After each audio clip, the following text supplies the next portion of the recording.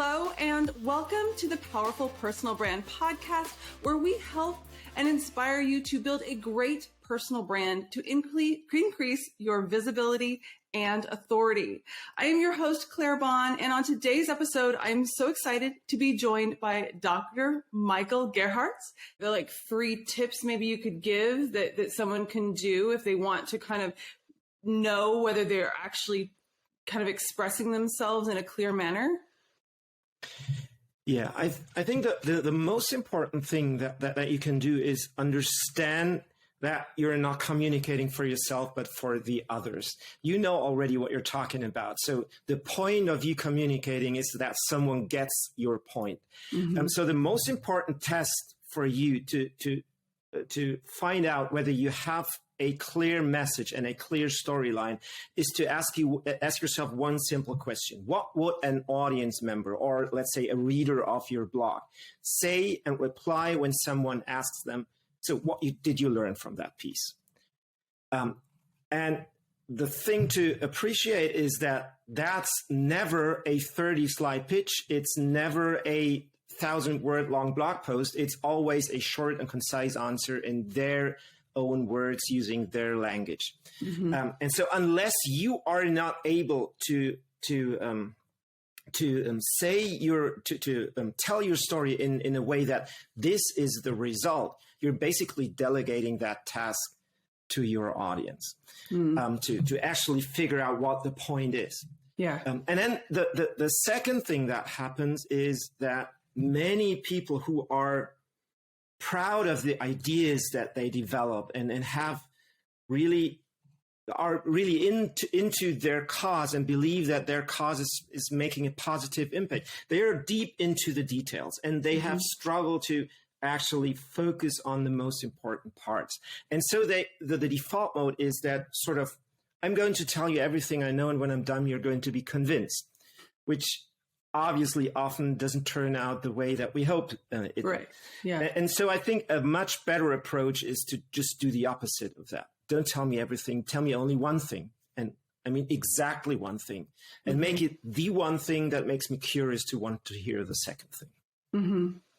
I love that. So one of the things that I always say is that your personal brand isn't for you. It's for your ideal audience. So you're essentially, it's very much similar to that. So you're not creating content.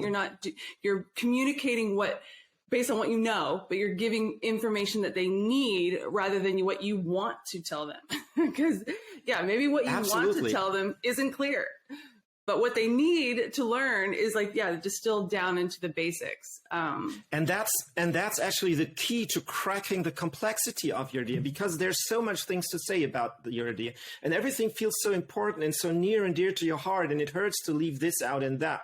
Yeah. But if you look from your audience's perspective and see what they need and where they are coming from, there's this gap that you need to bridge. And then you can ask yourself, what's the one thing or the most important thing that I need to tell them to bridge that gap?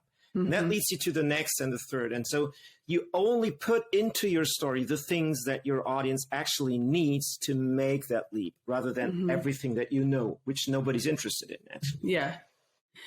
I'm going to be honest, like when sometimes when I work with some of our clients, especially if they have to do some of this on their own, it can be really hard for people, because that takes a level of seeing yourself, seeing your ideal audience, and seeing them in a whole other level that a lot of people have struggle with, because you were talking about how many people are kind of in the weeds, as we would say.